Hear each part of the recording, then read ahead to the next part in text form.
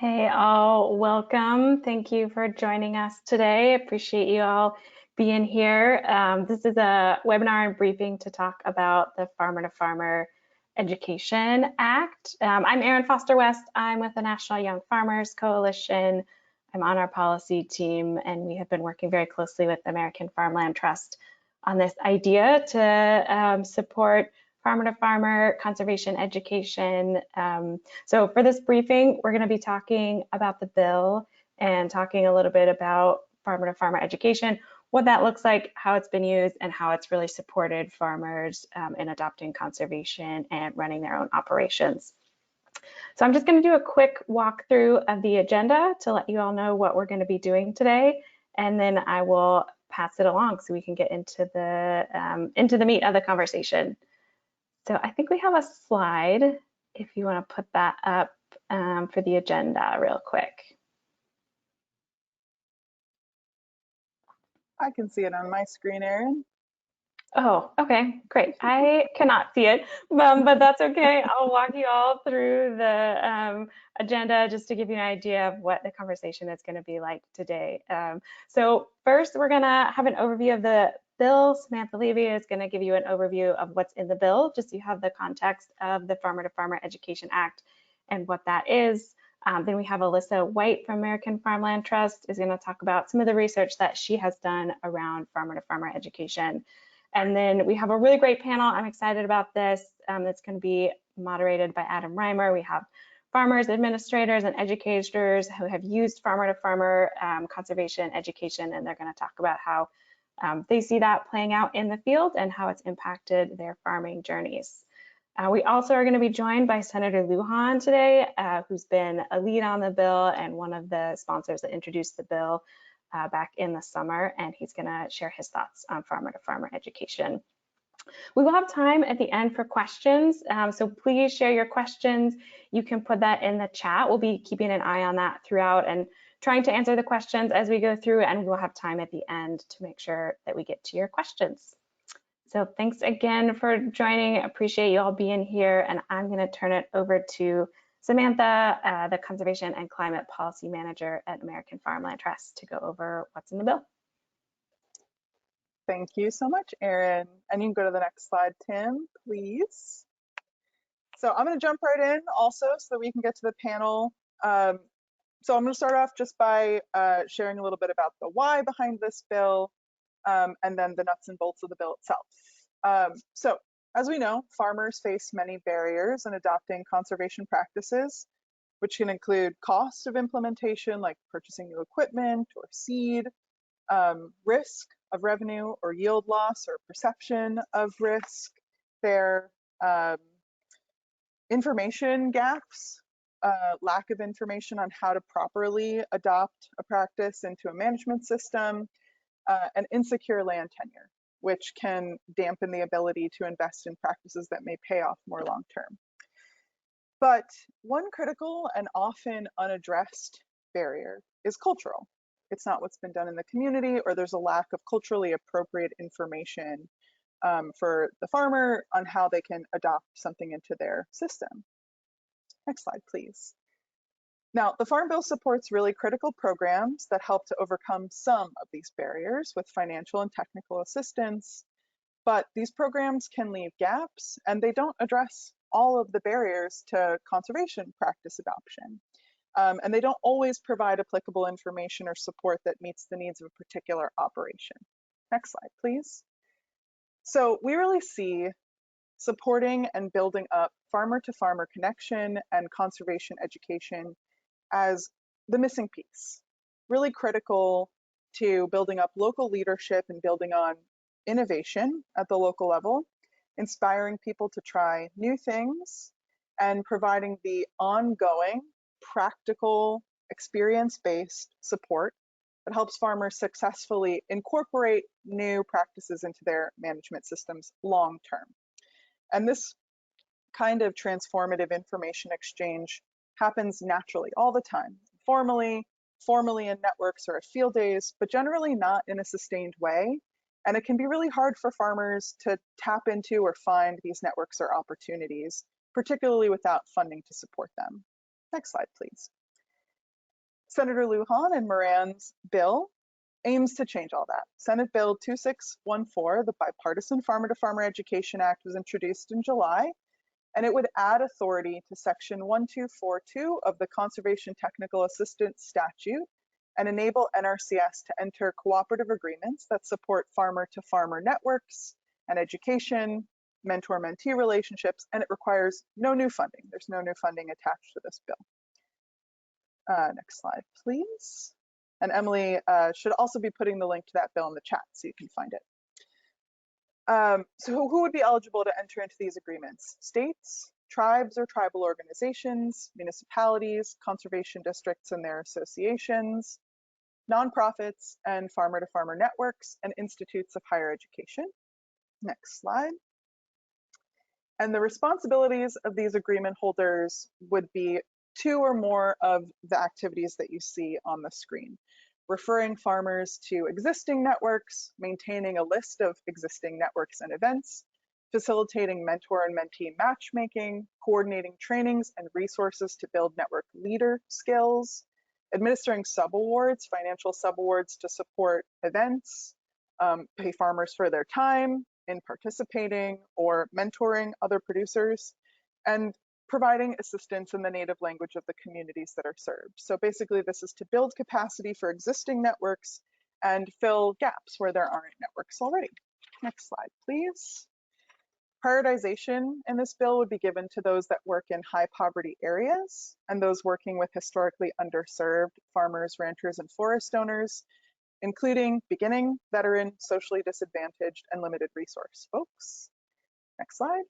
And this legislation has been endorsed by over 85 organizations and businesses and counting, including the sample of organizations that you see here. And Emily's going to put a link into the chat of the full endorsement list as of now. Don't forget to put your questions in the chat. We'll answer them later. But for now, I'm going to hand the mic over to Alyssa White, AFT's Senior Manager for Climate and Agriculture, to share a little bit about what the research says about the benefits of farmer-to-farmer education. Alyssa? Great, thanks, Samantha. Hi, everyone. I'm a scientist working for the American Farmland Trust, where I manage the Climate and Agriculture program in New England. I have a PhD in plant and soil science, and I've published transdisciplinary research on what enables farmers to adopt new practices, to balance their stewardship of natural resources with sustaining their farm financial sustainability. I'm here to share with you some of the research and evidence behind the value and impact of farmer-to-farmer education. Next slide, please. In my applied work at the American Farmland Trust, we use a suite of different tools and program strategies to support farms. Our approach to programming is driven by 3 strategies: creating peer networks where farmers learn together and from each other, increasing access to technical assistance, and increasing access to opportunities for financial assistance. Technical and financial resources are already part of many federally funded programs for farmers, but the peer learning element is currently under-supported by federal programs. We know that farmers learn best from each other, and they prefer to vet new information with their farmer peers. Farmer-to-farmer learning is a critical aspect of what enables farms to learn about new practices and ideas. It complements existing technical and financial resources, and it's often that key ingredient that farmers need to make that decision to make a change. Next slide, please. Farmer-to-farmer learning supports farmers in evaluating how new strategies that their peers are using might fit into their own farm management. And ultimately, it helps them make that decision to adopt a new practice. And this is really important. They set the agenda to talk about what's most important to them. And there's a level of trust and contextually relevant information that can only be delivered by a peer, another farmer who's dealing with the same challenges and opportunities. When peers exchange information about management, the conversation often focuses on identifying differences in scale or context and similarities between their farms. And this information helps them link new knowledge to how it can be applied on their own farm, making it immediately more relevant and usable. Some of the learning that happens between peers is evidence-based, and it emphasizes the attributes of the practice. For others, the learning from a peer is grounded in understanding how they fit into an identity shared by a peer group, and so that new knowledge can become linked to their sense of identity as a farmer. One of the most important things that happens when farmers learn from each other is that they build relationships and they feel supported. And that social support is incredibly important when farmers are facing tough times. Again and again, the research shows that engagement with farmer-to-farmer learning results in positive outcomes. It increases adoption of best management practices, it supports mental health and well-being for farmers, and it provides opportunities for collective problem solving for the most urgent and pressing challenges facing farmers. Next slide, please. In a peer-reviewed article that I published last month, we linked farmers participating in farmer networks to significantly greater rates of adoption of adaptive tillage practices in the northeastern United States. Those farmers engaged in networks with farmer-to-farmer learning were 5 to 20 times more likely to have adopted those practices. In our study, farmers identified that those networks supported them in learning about new ideas, in accessing resources, and engaging in collaborative problem solving together. And this is recent research, but it's not all a new story. Researchers have been documenting the importance of farmer-to-farmer learning in the United States for a really long time. It's starting back with the spread of the use of hybrid corn seeds seen in rural Iowa back in the 1940s. And research in the last few decades documents that across the country. Engagement with formal or informal networks of farmers to learn and share ideas leads to greater adoption of practices and collective problem solving. Next slide, please. Another study which came out this year documents that in Iowa as well. Participation in farmer-to-farmer learning within a farmer network significantly increased adoption of conservation practices. These farmers reported that the network provides an important source of encouragement and problem solving with their peers, and a means through which to access resources. 71% of almost 700 farmers that were surveyed in Iowa reported that they adopted conservation practices because they participated in a farmer network. Next slide, please. Research in Southwestern Oregon conducted by a professor from the University of Michigan showed that farmers who talked to other farmers about conservation practices were 2 to 3 times more likely to have adopted some conservation practices. And this was linked to the idea that farmers trust other farmers because they can relate to shared struggles and motivations. Next slide, please. So this presentation really just scratches the surface of the existing and ongoing research on how farmer-to-farmer learning works, how to implement it most effectively, and the scope of the positive impacts it has. I've seen great research from Illinois, Ohio, Indiana, Wisconsin, New York, California, and abroad that aligns with what I've just shared. So I'd like to end by saying that from my experience working with farmers and in doing research, there's clear evidence that engagement in farmer-to-farmer education accelerates learning, collaboration, problem solving, and adoption of best management practices, and it deserves our support. So now I'm so pleased to introduce Adam Reimer from the National Wildlife Federation, who has a wealth of experience and knowledge on this topic and will be moderating the panel. Yes, thank you, Alyssa, for setting the stage for us and sharing some of your research, which I think is really exciting. So my name is Adam Reimer. I'm an outreach and evaluation scientist with National Wildlife Federation. Building off of some of the research that Alyssa just shared, we've supported farmer-led conservation outreach through our Conservation Champions program for over a decade, primarily in the Midwest. We also just recently completed a survey project where we were inventorying and better understanding the current extent and needs of farmer networks in the Great Lakes states. So just it's my pleasure to then facilitate this panel and elevate some farmer voices and experiences about what they have gotten out of farmer-to-farmer education efforts. I want to share 2 quick insights from our survey project that I think will sort of underline the importance of these. So we identified over 130 farmer-centered or farmer-led conservation networks in the Great Lakes states. And I think one of the interesting things is that they take a variety of forms. There's no sort of one-size-fits-all model. These are everything from state or regional, conservation member-based organizations to farmer-led watershed groups to less formal, just groups of innovative farmers who like to get together periodically, either at coffee shops or farm sheds to share knowledge and apply conservation practices to their settings. So we wanted to bring in a couple of farmers to share their experiences as well. So if the panel could join me, and unfortunately, I believe we're having some technical difficulties with one of our panelists who may not be able to join us, but I want to welcome on Andrew Lyon from Kansas and Novona from New Mexico. So just to jump right in, maybe we could have each of you kind of share your a little bit about your background in farming and what you've gotten out of farmer to farmer education efforts. Let's start with Novona. Hi, thanks.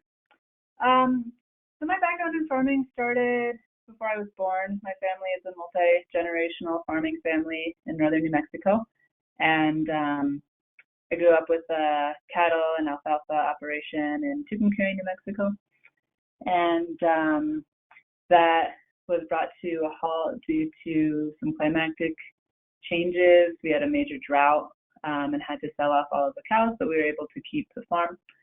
And so I went on to pursue education in ecology and soil health and soil biology, and have circled back to managing the family farm and also offering farmer-to-farmer peer education on soil health.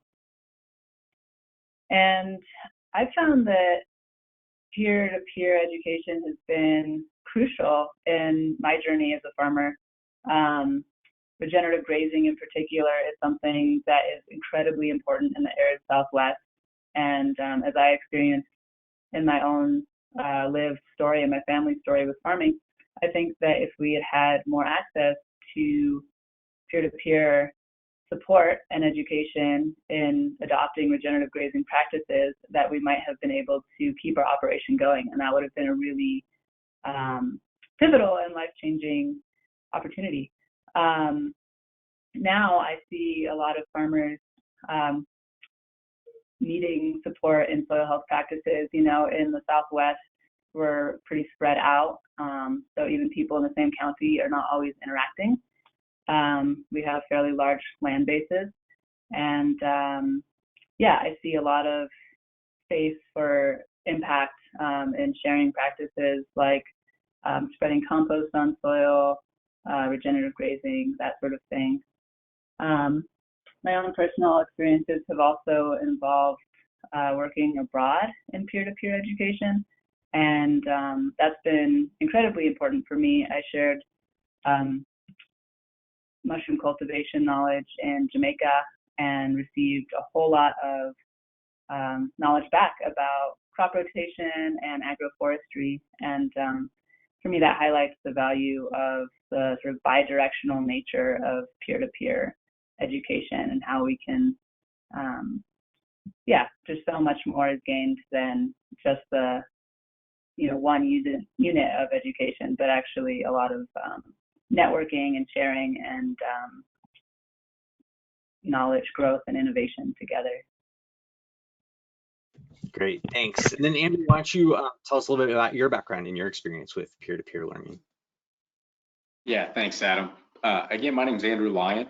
My family and I operate a commercial cow-calf ranching operation here in eastern Kansas. I also serve as the Director of Conservation for the Kansas Department of Agriculture. We identified this issue, trying to facilitate farmer-to-farmer interactions with our conservation districts here in Kansas, and have had a really nice opportunity through a grant from the National Fish and Wildlife Foundation, with funding from the USDA, NRCS, and Archer Daniels Midland, to be able to facilitate these farmer-to-farmer discussions in all of our 105 counties across the state of Kansas. So that funding really came into place for us at the beginning of this calendar year. So we're almost a year into implementation, and we're finding some very interesting and really great results. Again, we wanted these conversations not to be real structured, right? We want to have some general questions that are asked, but a discussion to take place. We don't want to try and just present information to producers. It's really about them, building these relationships with each other.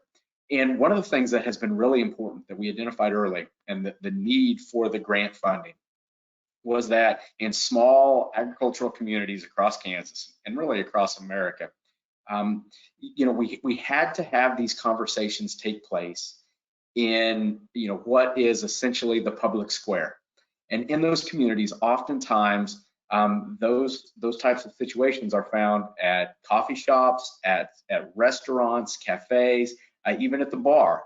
And so, really that's where those culturally significant dialogues take place. And so that's where we had to host these discussions. And through the grant funding, we're able to facilitate the meetings to take place in those locations, right? So if we can buy the donuts and the coffee at the coffee shop and have those conversations around conservation agriculture in those culturally significant locations, it gives us a great opportunity not to only impact those producers that are taking part in the discussion, but for the overall community to hear what's taking place and for that to become more accepted within the community. So it's been a great experience so far for us. Yeah, that's great, Andrew, and that fits with what one of the things we learned in our survey work in the Great Lakes states is that many of these networks are heavily facilitated or supported by conservation organizations or community groups or others that serve that kind of facilitation role, which I think is really powerful. I believe that maybe our third panelist has been able to join us. So I'm going to invite Shara to maybe unmute and share a little bit about her background if she can. Hi, can you guys hear me now? Yeah, so hi, my name is Shara Treeweiler. I own and operate Agape Organic Farms. We're a 30-acre certified organic farm in Dansville, Michigan. We raise purebred Berkshire pigs, and we also grow mushrooms. One of the things that is kind of really important for me today and kind of poignant to this whole discussion is the fact that I'm the only Black-owned livestock farmer in the state of Michigan, and I would not be here without farmer-to-farmer education. Actually, later you'll hear how my certifier OPA, when in 2013 I decided that I wanted to be a farmer, was the one that through that taught me how to farm and also taught me about good conservation practices as well as organic farming, and how that has been instrumental in changing the dynamic and trajectory of my life and allowing me to be able to become a unicorn in Michigan. And why that's so important, especially if we want to change and diversify the landscape of farming, how farmer-to-farmer education is an integral part of that. Thank you, Shara. I'm so glad you're able to join us. Next, I'm hoping that each of you would be able to share a story or an example of something that you learned or an insight that you gained, and were able to implement, through your farming operation or in your role. Maybe Shara, you could start us off.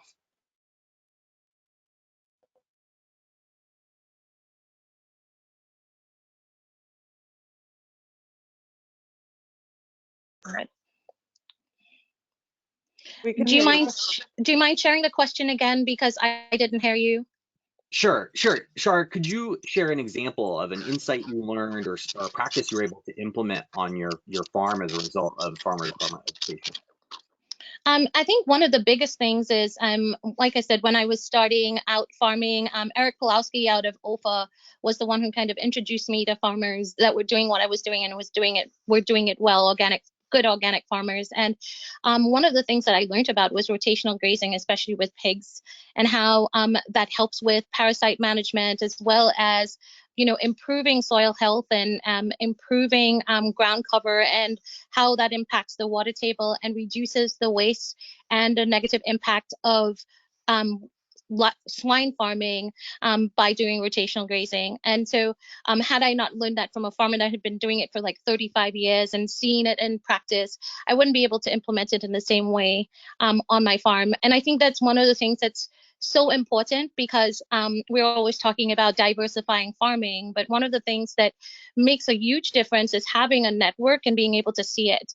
Legacy farmers have that, and they kind of take that for granted. And we always talk about capital access, and we talk about land access, and those are huge. I mean, capital access is still a problem for me, but the education aspect and that support system aspect that legacy farmers have, new farmers really do not get access to that. And I think that the kind of farmer I am today is a direct result of farmer-to-farmer education through OFA. Yes, thank you. Navon, could you have a quick example you can share? I do. So mushroom cultivation is not something that was introduced to me as a legacy farmer growing up, I was familiar with cattle and some other aspects of farming, but it was just through networking that I met another farmer who was doing mushroom cultivation, and I just went over and saw his operation and learned how to do it. And I think that it wouldn't have been on my radar as an option. And I certainly wouldn't have just taken it on, I wouldn't have done the research to figure out how to do it, watch videos, all of this. But actually having that peer-to-peer experience of going to his operation, seeing how it works, learning how to do it, I was able to implement it myself. And that was my main staple for years. And now is incorporated into my whole operation. But while things were slim in other aspects of the farm, the mushroom cultivation was what kept it afloat. Great, thank you. I think we're going to pause the panel here. I'm going to throw back to Erin for a few minutes. Yeah, thanks, Adam. Sorry to interrupt. It's great to hear from farmers and folks that are using these programs, but we do want to make a little time to hear from Senator Lujan. Senator Lujan is here and joining us. Like I mentioned earlier, Senator really has been the lead on this bill, moving it forward, and introduced it with Senator Moran earlier this year. So just want to welcome Senator Lujan. Thank you so much for joining us. We've just been chatting a little bit about the bill, talking about some of the research behind it, and hearing from some farmers and educators that have used peer-to-peer conservation learning. So thank you so much for joining us. I'm going to pass it over to you so you can share some words about the bill and your work around farmer-to-farmer education. Well, Erin, thank you so very much for the introduction and the conversation. To everyone that's here, thank you for your interest and for your expertise. Navona, thank you for sharing so very much, especially from a perspective from our home state as well. And the challenges that Navona shared with you are challenges that farmers, producers, ranchers, that they go through every day, which is one of the inspirations behind this legislation and working with everyone here is how can we work to make sure these programs are more available, but when they are available, how do we make sure that they actually work for folks? And I'll never forget one local producer who I had the honor of visiting with at his farm. And what he shared with me is he had to learn how to farm USDA in order to even figure some of this stuff out, that the way that he was farming, which was very successful, he would not qualify for so many of these programs. And he made a decision to make them work better for him. But it took years of getting turned down, years of denials, of not being successful with so many of these programs who are there for the common good. So what about getting farmers to support farmers, producers to support producers, and talking to each other, but helping to navigate some of these programs? So that's the idea here. How can we work to make sure that we're going to have more support to get those applications filled out, as there's a push by many of us to simplify them within the United States Department of Agriculture.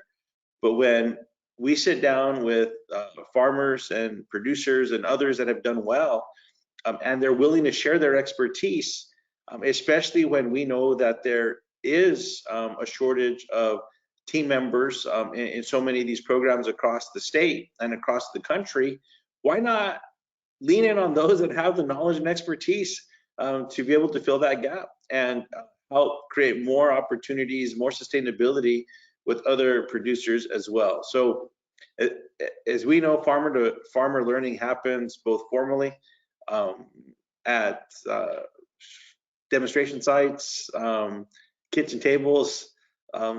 For me, the way that I've learned probably the most is fence lines. When you're sitting down and you're talking to folks and you see a neighbor who may be repairing or doing some work, and you call them over and ask how to do something better. For me, whether it was even pruning, it was acequia cleaning, it was just being smarter about invasive plants that have popped up for the first time and I'd never seen them.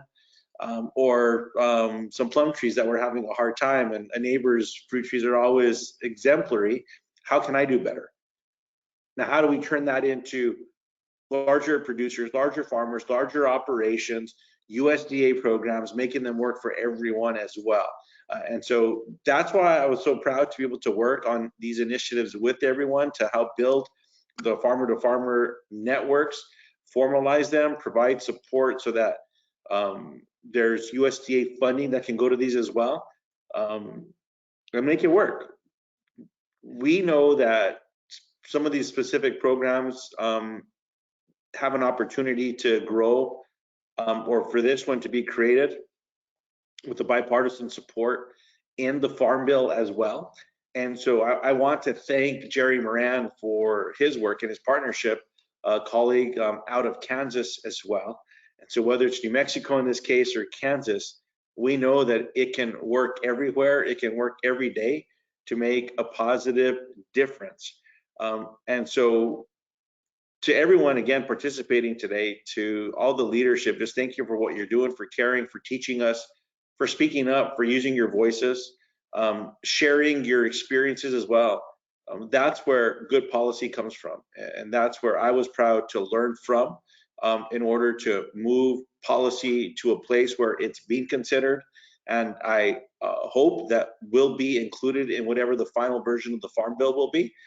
Just a note on that.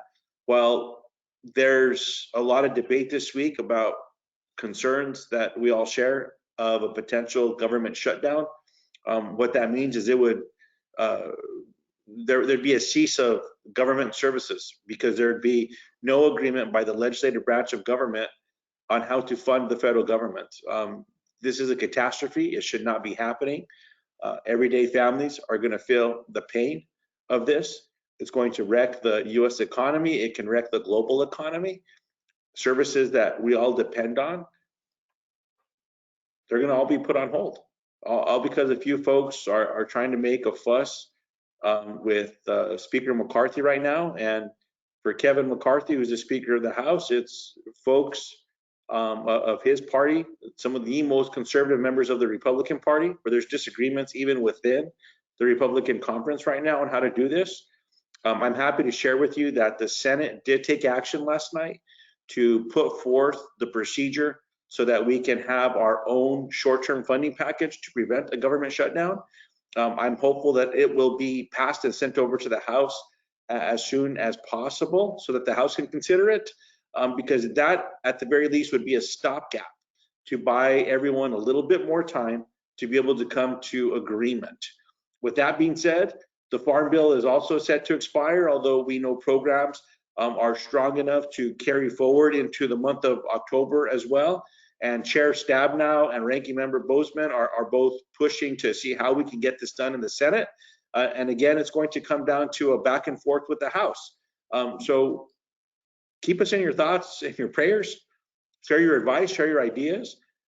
Friends that you have, no matter where they are across America, encourage them to reach out to representatives and to senators. 1, to prevent a government shutdown. 2, to get together and pass a strong, smart, workable farm bill that's going to make a difference for producers, for families, for folks all over America, and in my case, especially in rural parts of the country, to ensure that these are all going to be there as well. So with that, I just want to say thank you. Thanks for giving me a few minutes to say hello, to share my prayers with you all, and to say thank you for the work you do and for your willingness to teach me, to educate me and my team on what we could be doing better as well to make a difference all across the country.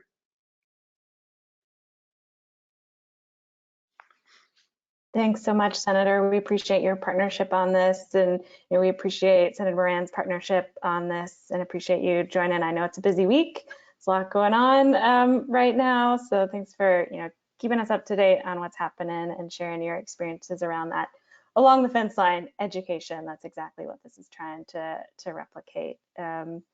So you're welcome to stick around and join us. I think we'll move us back to the panel, and thanks again for your time and sharing about this project with us. Appreciate it, Aaron. Thank you. All right, Adam, I'm going to turn it back to you, and we'll continue on with the panel talking about farmer experiences with farmer-to-farmer education. Yes, sounds great. Yeah, we'll invite back our panelists here for a few more insights. So you've all been able to share, some personal examples of how important or powerful farmer-to-farmer support and education has been in your experience. I'm wondering though if you have experienced any challenges in accessing farmer-to-farmer education efforts, or seen access issues among your peers. Maybe Shara, could you join us first to talk about challenges you've seen or experienced?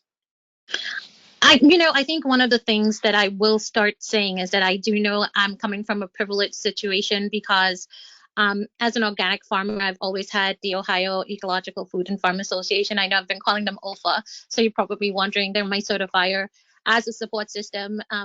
They were the first people that I got introduced to, and they have such a deep network of education that, there hasn't been a problem that I've ever called them and said, hey, can you tell me? They always say, okay, this farmer is who you need to talk to. So but I do know that in my space, in Michigan, coming into my space, it has been challenging for me.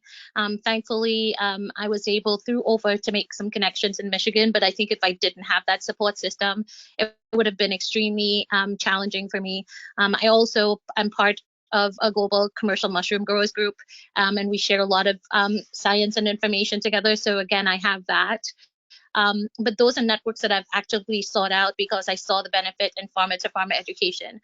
I see other new farmers and I see how much they struggle, and it's one of the reasons why I'm trying to change that and show people the value of networks and the peer-to-peer mentorship and how that kind of changes your probability of success in farming, because it's really instrumental. And I think that without it, farmers are not going, because there's so many things that you are not going to be able to learn in a textbook, that especially from a conservation practice standpoint and from troubleshooting things that are going on in your farm. And I think without having that network in place, and farming is already so isolating, I think it is extremely challenging. And I think that's why it's so critical to develop these strong networks and look to a lot of the organic certifiers who have these strong education networks and understand what they're doing and learn from them, and how we can incorporate that in a general community kind of aspect in farming. Thank you, Shara. Navona, I know you spoke to this a few minutes ago in your own background and not necessarily having access to those sort of peer-to-peer networks or support structures in your own background. Do you have other examples, or do you want to elaborate on that earlier point about the challenges in accessing, other farmers' knowledge? Yeah, I definitely echo what Shara was saying in the challenge around networking. And again, in the Southwest, we're spread apart. And so a lot of us are 3 hours away from a workshop or, an organization or a group or some kind of activity that's happening. And that distance, even if we know about it, even if we are networked enough to know that things are happening, it can be really challenging together because farming is difficult and we have to work hard every day, So just having the support to actually go to these things, and, if an event has food provided, if there's some sort of stipend to get there, that really makes it a lot easier to access. Thank you, Navona. And Andrew, what about you? Challenges you've seen?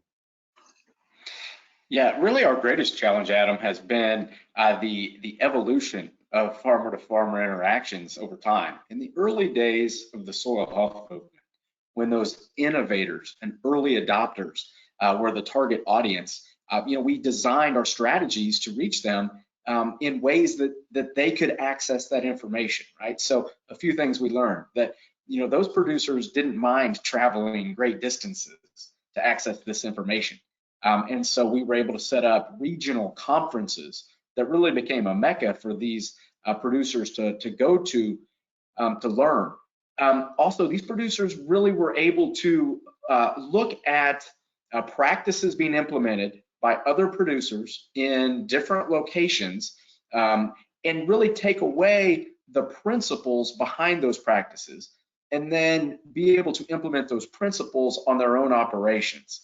And so, that really gave them, even though the methods aren't exactly the same, it was the principles that they could learn from. Over time, we've become a bit of a victim of our own success, as we've had so much adoption of these conservation practices over time. We're now migrating away from those early adopters and into the early majority on that adoption curve. And producers in that early majority access and utilize different information in a different way. These are producers need to see the actual practices that they would be implementing working in a pretty close proximity to their operation. They need to see that it can work. They need to have much more of the financial information provided to them to see that these practices are profitable for the producers that are implementing them. And so really that's led us away from the idea of these large regional annual conferences, which we have some great ones here in Kansas. No Till on the Plains is one of our flagship programs here. But it's really emphasized the need for this locally led farmer-to-farmer interactions and being able to connect those producers in close proximity. We know that one of the best things that producers can see to reinforce their decision to implement a conservation practice is to see that practice working just across the fence. And so that local component becomes really important for us. And I think that's where the funding to facilitate these types of local discussions that become culturally significant are really important for us. It's a challenge as we have to evolve over time, but I think also a great opportunity for us. Great. In our last few minutes, I'm hoping each of you could share a final thought about how support for farmer-to-farmer education could help fill any gaps that exist in the current kind of conservation delivery system that we have. Shara, could you maybe share some of your closing thoughts?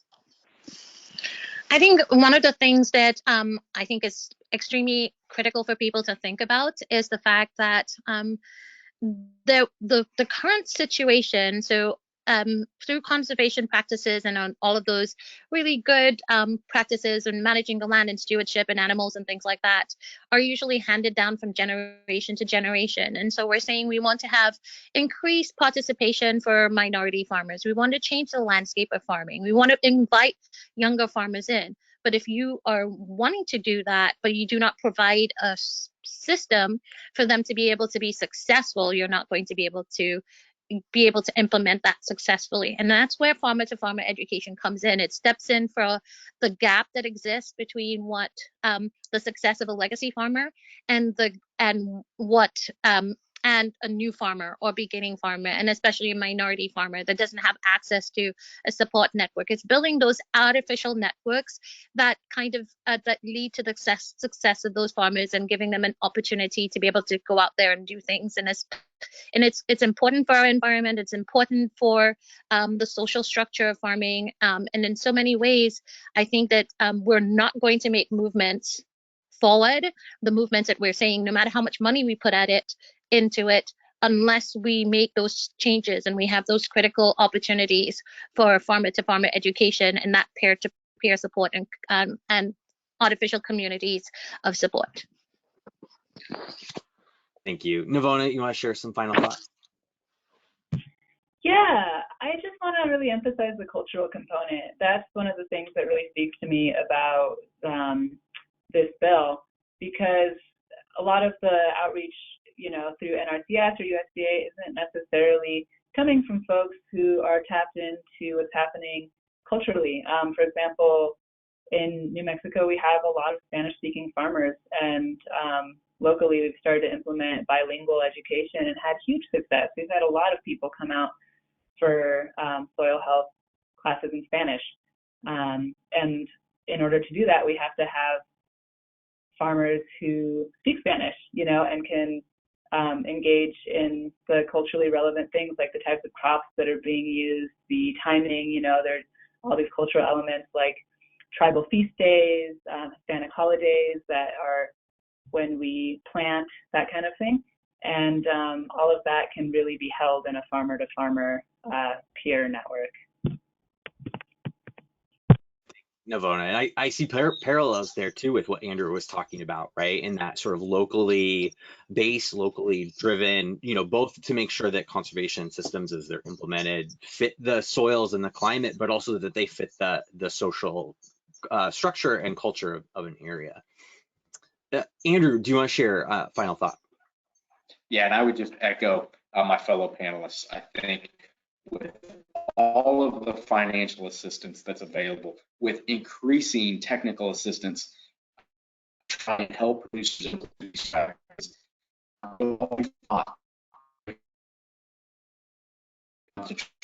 For not, if we don't address that, support producers in their community implement these practices. And the good news is that of those three kind of buckets that we talk about, this is by far the least expensive.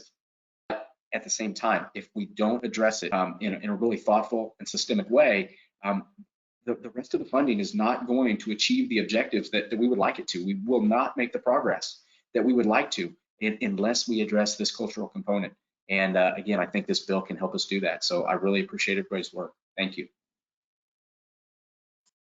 Thanks, and I wanted to again thank the panelists for sharing their perspective and their experiences on this important topic.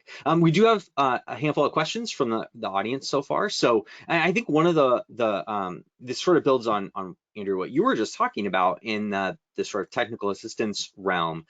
How do we ensure that in these peer-to-peer and farmer-driven education efforts that the information being conveyed is scientifically accurate and scientifically based?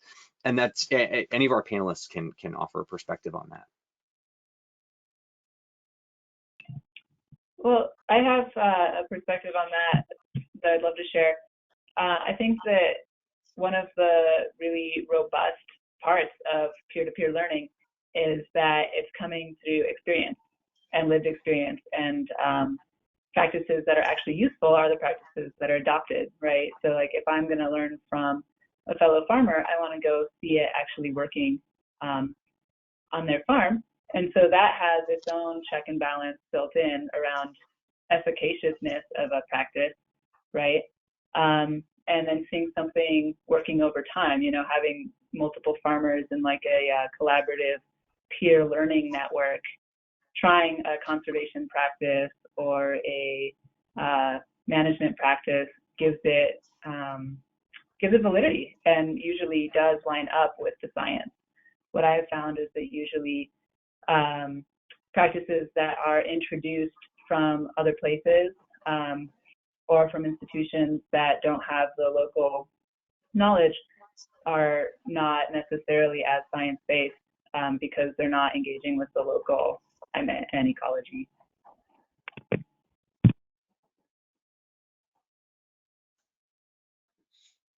Do any other panelists have a perspective on that, Andrew?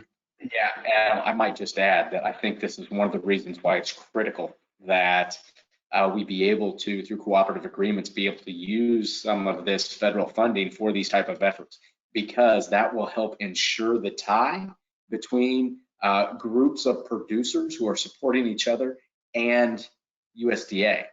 And by having that connection, I think communication can occur to make sure that the practices that those producers are discussing and advocating for do meet standards and specifications that are set by USDA. Again, if we're not involved, it's hard to have that level of communication. So again, just a little bit of funding, I think, can go a long way into help ensuring that communication takes place. One thing I would like to add is I think that's one of the reasons why it's good to have a formalized network. Like I was saying with the Ohio Ecological Food and Farm Association, when I started on, one of the critical things that Eric Pulowski, who was running the education department at that time, told me, he said, I only want to put you in front of people that are doing what you want to do and are doing it well. And those are people that they've known for an extended period of time and seen their systems work, and that they're compliant and they've been audited and they've done those things and they're putting us in. So I think if you have, that's where the funding comes in. having those more formalized networks, I think it's going to go through a long way, because like you said, people teaching people the wrong thing. But if you have a formalized network where the mentors are being vetted, I think that's going to take away a lot of the concerns that are that you have with that. Thank you. And Alyssa, I saw you come on. Do you have something you want to share on this? Well, I just wanted to add, in my experience working with farmers in the Northeast, there are a lot of existing farmer networks that engage with either somebody from Extension or somebody that has a really different set of knowledge to complement the farmer knowledge in this space. And some of the best stories I heard from farmers about why they value their networks was those spaces where they have their peers talking about the things that are most urgent. And there's also this trusted resource from the scientific space in the room to just offer that other perspective. And so it takes it to a higher level, but it retains that kind of contextually relevant information. And I think there's pieces of this bill that really offer space to support that kind of space building and the co-production of relevant knowledge for problem solving. Yeah, and I will also share that one of the things we again learned in our farmer networks survey is that farmer networks collaborate widely with a wide range of organizations, including USDA, state agencies, University Extension, other farmer networks. So these networks aren't operating right in isolation. They're highly connected with others. I'm going to. I think we're coming up on the end of our hour together. So unfortunately, I don't think we'll have time for more questions. I do know there was some interest in the report that I've been speaking about that National Wildlife Federation has put together, detailing the findings of our farmer network survey. We're preparing to release that next month in October. So I guess wait and see more to come on that. But that will be available through our website, which I can share in the chat.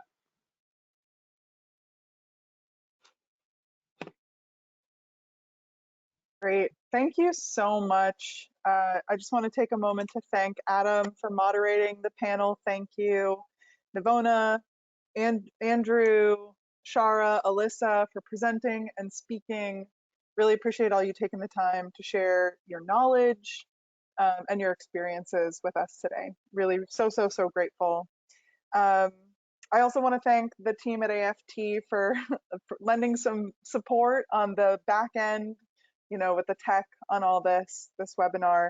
And I'll reiterate that this legislation that Senator Lujan and Senator Moran introduced is really meant to build capacity for existing networks and fill gaps, support the creation of new networks. More information, we'll send out a recording of this webinar if you want to rewatch any pieces of this and learn a little bit more, refresh yourself. But thank you all for spending an hour with us today to learn about this bill and the benefits of farmer-to-farmer learning, how it can complement the existing conservation delivery system through NRCS, soil and water conservation districts, and from others. How to get involved. If you'd like to join us and help support this effort in the next Farm Bill, this is my contact, Aaron's contact, and Latana, who did not speak but has been also working hard on this bill. You can contact us. You can reach out to Jared in Senator Lujan's office if you're a member of Congress or if you're interested in co-sponsoring or helping with this effort on this marker bill. If you work for an organization or a business and you want to endorse the legislation, add your name, your organization or business to that list of endorsers. Emily is going to put the link into the chat for how you can find that and endorse the legislation. And then if you want even more information, we have a two-pager on the bill that we've put together that Emily is also going to drop into the chat. But again, big thank you. Thank you all so much. Thank you to the Senator for joining us. And please keep in touch. Bye, everyone. Have a good Wednesday.